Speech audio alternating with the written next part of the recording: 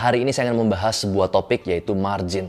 Orang dagang pasti tahu, semakin kecil margin, semakin kecil keuntungan. Semakin besar margin, semakin besar keuntungan. Tetapi margin yang saya ingin bahas bukan margin perdagangan, tetapi life margin. Dalam kehidupan kita bisa memiliki margin, yaitu sebuah space atau jarak untuk hal-hal yang tidak kita duga. Jika Anda termasuk orang yang memiliki margin yang rendah, mungkin Anda punya 4 kriteria ini. Yang pertama, terburu-buru atau tergesa-gesa. Orang yang tidak memiliki margin cenderung tidak punya planning dengan baik. Semuanya serba rush. Yang kedua, bingung. Mereka punya fokus yang blur. Mereka tidak tahu goal mereka tidak tahu tujuan mereka. Yang ketiga adalah tidak tuntas. Kerjakan apapun selalu awalnya semangat tetapi nggak pernah selesai. Dan yang keempat adalah lepas kendali. Orang-orang yang terlalu emosional, terlalu cepat merayakan kesuksesan, terlalu cepat lepas kendali adalah ciri dari orang-orang yang memiliki life margin yang rendah. Ada 3 hal untuk bisa memperbesar life margin Anda. Yang pertama, ketahui bahwa Anda tidak pernah terlambat. Banyak dari kita seringkali melihat atau iri. Si dia umur 25 tahun sudah jadi CEO. Si dia umur 25 tahun sudah punya franchise. Si dia umur 25 tahun sudah jadi pengusaha yang sukses. Padahal sebenarnya kita tidak pernah terlambat. Seringkali banyak orang terburu-buru, tergesa-gesa. Hasilnya banyak yang meleset. Kalau kita lihat Henry Ford di umur 30 tahun. Kita tahu Henry Ford adalah seorang yang pertama kali menciptakan mobil. Orang yang pernah menjadi salah satu orang terkaya di dunia. Umur 30 tahun yang kita anggap mungkin sudah lumayan tua. Dia masih berkutat di industri kitchen cabinet. Jadi Henry Ford umur 30 tahun lagi bikin kitchen cabinet. Kemudian kita lihat lagi Oprah Winfrey, umur 30 tahun, lagi mencoba untuk mencari kira-kira pekerjaan apa yang cocok dengan passion dia.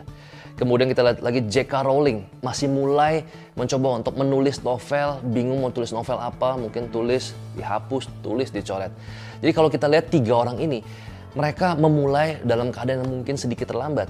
Apalagi kalau kita tahu bahwa Colonel Sanders memulai lebih jauh daripada Anda, umur 65 tahun, dia baru pertama kali menemukan ayam dari Kentucky Fried Chicken. Jadi kita tidak pernah terlambat.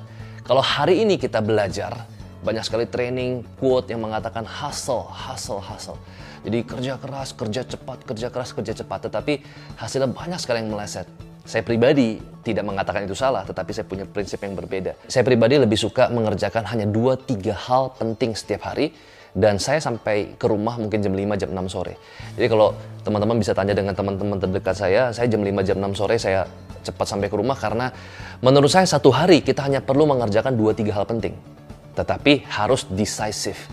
Jadi untuk hal-hal yang tidak decisive, untuk hal-hal yang tidak menentukan, yang tidak terlalu punya list prioritas yang terlalu besar, saya akan delegasikan kepada orang lain. Saya pribadi saat ini sedang mengkampanyekan yaitu slow living, di mana kalau kita lihat di dunia yang sekarang penuh dengan hustle, saya justru mengajak kita untuk sedikit slow.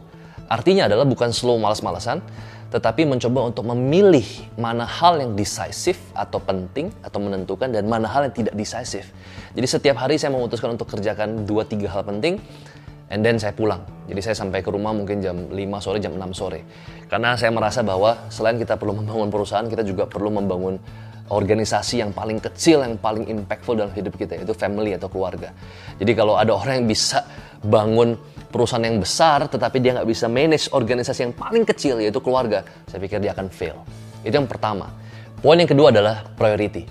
Sebuah buku judulnya adalah The Magic of Tidying Up. Ini sangat sukses dan best-selling books di Amerika Serikat, dikarang oleh Marie Kondo.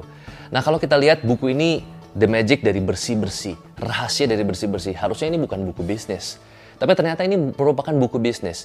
Dan Marie Kondo adalah seorang konsultan kebersihan yang ada di Amerika Serikat, di mana dia membantu banyak keluarga yang rumahnya berantakan, yang biasanya berujung juga pada rumah tangga yang berantakan juga.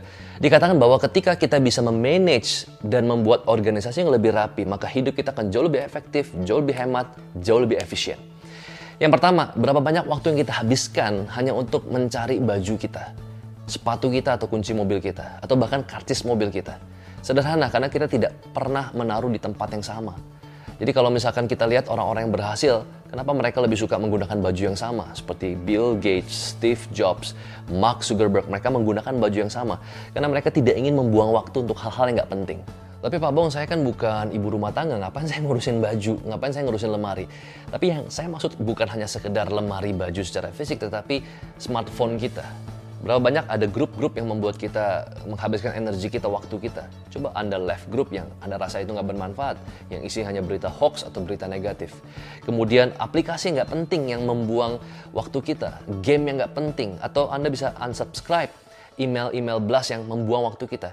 Kalau 30 menit waktu kita habiskan setiap pagi hanya untuk sekitar mungkin cek email kita, balas email kita, dan lain sebagainya. Jadi sekali lagi, orang yang kehilangan prioritas adalah orang-orang yang terlalu banyak jadwal, adalah orang-orang yang terlalu banyak keinginan, adalah orang-orang yang terlalu banyak gagal dalam menyusun atau memanage waktu dan hidupnya. Poin ketiga yang perlu Anda ketahui untuk memperbesar life margin Anda. If you are good enough, no one is stopping you. Kalau Anda cukup baik, tidak ada yang menghentikan Anda. Jadi kalau misalkan kita lihat orang-orang yang berhasil, orang-orang yang punya life margin yang tinggi, mereka bukan mengerjakan banyak hal, tetapi mereka mengerjakan sesuatu yang cukup baik, bahkan sangat baik. Jadi setiap kali kita kerjakan sesuatu, jangan pernah setengah-setengah. Bukan kerjakan 10 hal, tapi satu hal, tetapi all out. Kita kerjakan satu hal, tetapi kita cukup baik. Banyak dari kita berpikir, Pak, tapi ada orang yang akan jegal saya. Pak, si A akan jegal saya. Si B bermain politik, ingin menjatuhkan saya.